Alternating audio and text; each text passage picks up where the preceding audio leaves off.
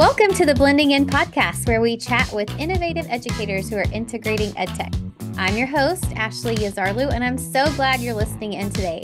As teachers, we don't often get the chance to see into the classrooms of our colleagues, but by listening today, you'll get an auditory peek into the classroom of Kimberly Vannaman, a fifth grade teacher from Cawston Elementary School. So welcome, Kimberly. Hi, thank you. So good to have you on today. Thank you. So, you were recommended by my colleague, Terry Patterson. She is the other EdTech coach here in Hemet Unified. And she was like, you've just got to talk to her. She's awesome. So Aw. can you tell us a little bit about who you are and exactly kind of what you do?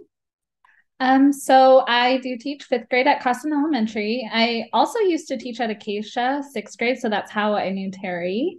Oh, okay. Yeah, and so when I started teaching, I was one of the tech teachers, and I got really cool swag when I did that. Oh, are you talking about the techno program? Yeah, I was part of the Yeah. techno program, and that just ignited my love for adding technology into the classroom too, because it just made my life so much easier.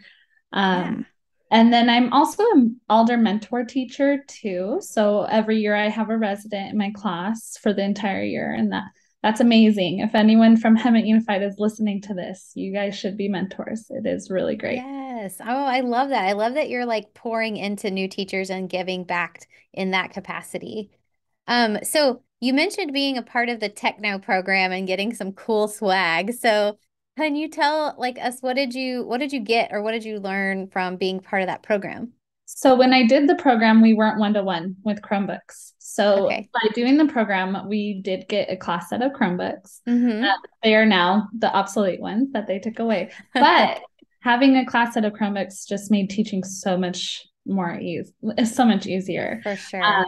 We also got a Juno speaker. So instead of losing your voice every day, we are able to talk normal. And I still have that.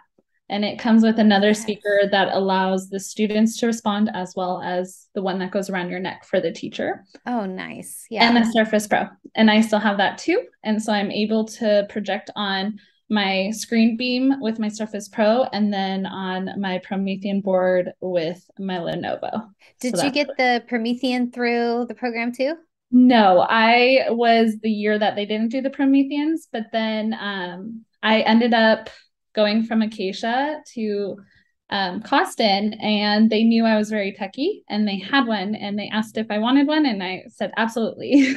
Awesome. So just out of curiosity, so what's your favorite kind of way to use your Promethean board? I love that I can project. I don't really use the OMS system. I use it more as a projector, but I can project my math up there, and I can have my students come up and actually teach the lesson live and go through the problems rather than me just standing at the front doing it. Yeah. But you can also divide it in half too, where two students can do problems at the same time on the board and then compare.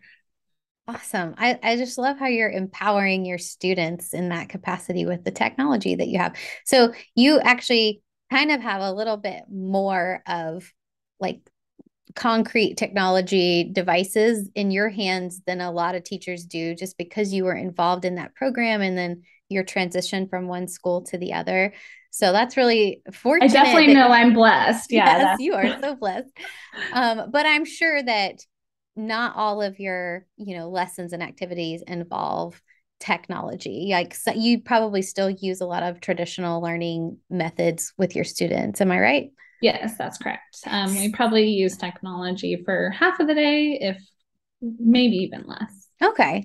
So can you tell me then more about like your students' experience in your classroom with like blending the tech with the traditional? So I love to use technology to kind of add the fun into our traditional curriculum. So, for example, I would do benchmark, but add a video here or there, or we quickly assess with Kahoot, Gimkit, Blickit. So gamifying our learning. I also use it to differentiate. So they learn something, and then I can pull groups and I can give students an assignment at their level using Yeah. technology as well. I love that. So you're using different gaming platforms, and the platforms that she's mentioning, I definitely will link those in the show notes in case you're curious as to what those are. So how do you feel like blended learning has made your classroom more equitable for your students? It has made it very equitable. I actually have a SPED cluster for my class too. So I have students that are reading at the preschool level, but then I also have students that are reading at the 11th grade level. Oh, So wow. to meet the needs of all the students, I blend in technology so that I can pull separate groups throughout the day, or I can teach half the class at the lesson at a quicker pace while the other one does, for example, Zern. So say we're doing math. Half the class I teach the lesson at a faster pace, and then I switch groups and I teach it at a slower pace while the other groups, so kind of like centers, but with Yeah. two separate groups. Yeah. And the Zern program is kind of personalized learning experience for the student at their own pace and at the Mm-hmm. skill level where they're at. Yes, Yeah, correct. so it's like an intentional use of that program, and I think there's actually been a lot of hesitancy around some programs like that because sort of the people in charge feel like that teachers are just putting kids on it and using it as a babysitter and like Yeah. not actually teaching, but you're using it strategically to place students in groups based on their levels and needs, and then addressing them in groups, and I just love that. Well, and what I love about Zern is so we're teaching grade level material, but that's not meeting the needs of the students who can't, for example, subtract with regrouping. So what I do on Zern is I place them at that level. So they're getting, Zern has a little bit of teaching in there. And so they're getting those resources that they wouldn't get if we just focused on grade level material the whole year. Yeah, you're intervening on behalf of the needs of your students. That's Yeah. just that's great. So in thinking about the different kinds of tools and platforms that you're using, how do you give your students voice and choice in the learning experiences you're providing? So I love using technology so much that every year I make it a point to try out a new website. I have Okay. so many websites that I use, but then I find the ones that I love and I let them tell me if they didn't like it, then nope, we'll try another one. And it's made it where I have this huge toolkit that I can pull from to meet the different needs of my students.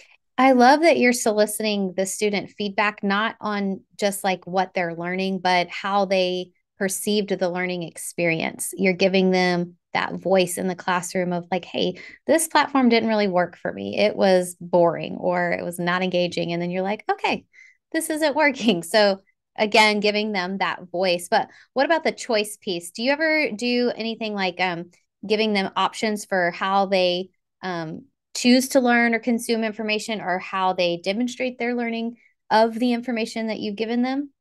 Yes. So what's really cool about that is I use these different websites and they can choose. So say they finish their work early. I have a finished work chart or finished early chart. And so if a student's finishing early, they can either do technology or paper-based. But technology, some of the things on the list, for example, is Khan Academy. Khan Mm-hmm. Academy pushes my high kids higher. And so if they choose to do that, they can do that. But I also have things on that finished early list that are life skills. So, for example, nitrotype. I found when I taught sixth grade that some of those students just type one key at a time and they Yeah. need to know how to type faster for not only school but for the workplace. And Yeah. so I have stuff on there as well. And Scratch for coding, that's Oh, a yeah. job related content that we don't necessarily teach in school, but if they're finishing all of their work early, they can fall in love with something like coding or learn how to type fast enough to be able to do their work effectively and quickly so that they can get their thoughts out on paper.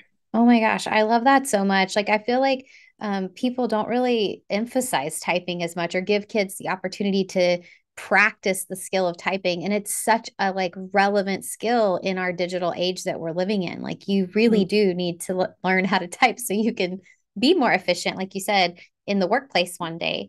Um, so, okay, you've mentioned a lot of like different platforms you've used with students. Which one's your favorite?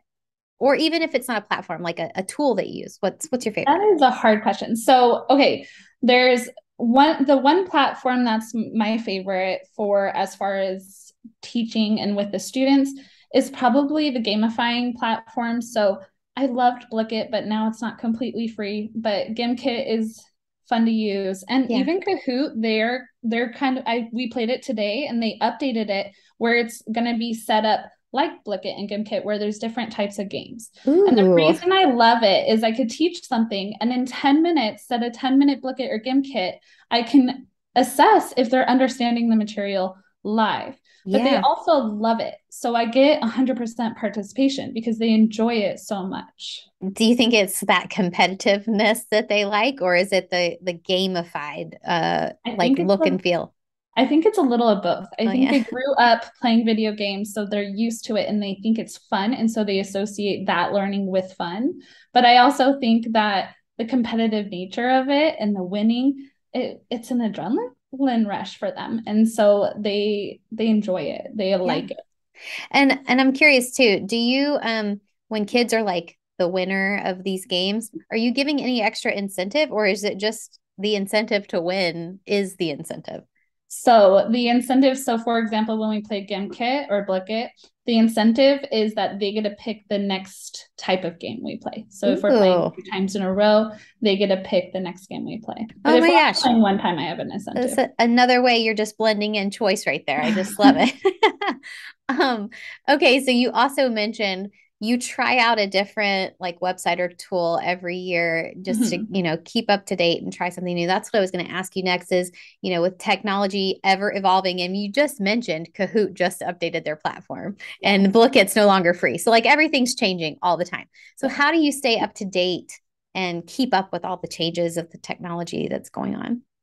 It sounds kind of weird, but social media. So Me I go too. on, yeah, and I go on Facebook and I just join teaching groups. And a Yep. lot of times they post resources, but people also ask questions like, for example, oh, Blickit's no longer free. What other websites do you use?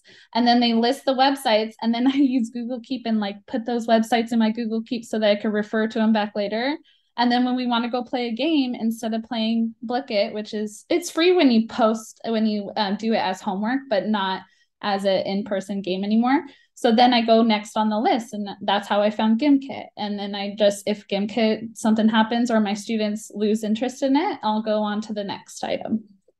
I love that you're leveraging social media to, to get ideas because that's exactly what I do. I'm on all the groups too and following the teacher Twitter chat and like the teacher TikToks. There's so many ideas out there that are just not tapped into that we could easily tap into.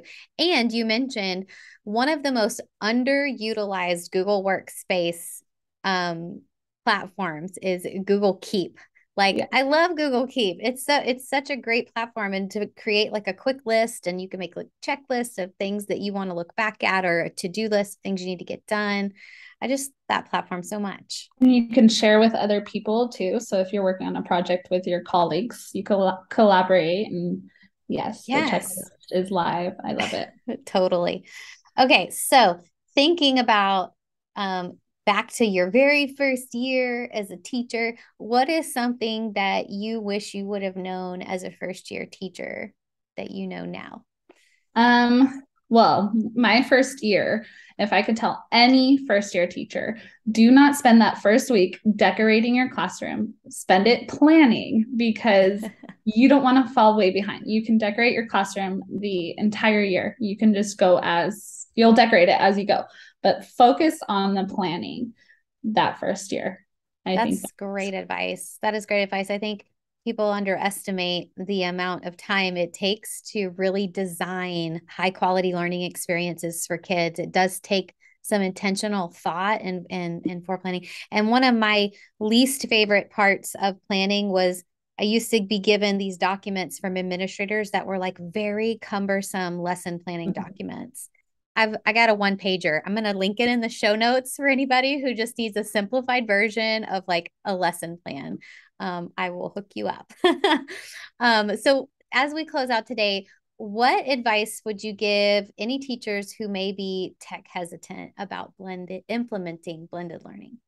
Um, I it can help you. It can help make teaching easier. It's at first, yes, it's different and it takes time to learn it.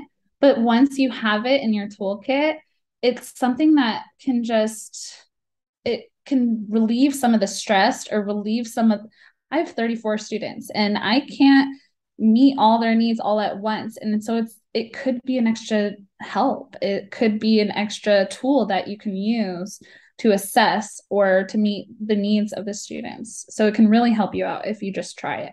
Yeah, I definitely would agree with that. You got to embrace it, give it a try, and realize that it is such a big help once you've learned how to use it and to meet the needs of your kids. So good. Well, thanks so much, Kimberly, for chatting with me today on the podcast. It was a pleasure getting to dive deeper into all of the ways that you're implementing blended learning in your classroom. Thank you. Thanks for listening to the Blending In podcast. I hope you gleaned some inspiration to blend in EdTech and some top-notch transformational techniques into your instruction. You can find show notes and resources from today's episode on our website, blendinginpodcast.com. If you loved what you heard today, leave a review and hit the subscribe button to get notified when new episodes are dropped. Also, follow us on social media and use hashtag blendinginpodcast to add to the conversation. Until next time, don't hesitate to innovate and integrate.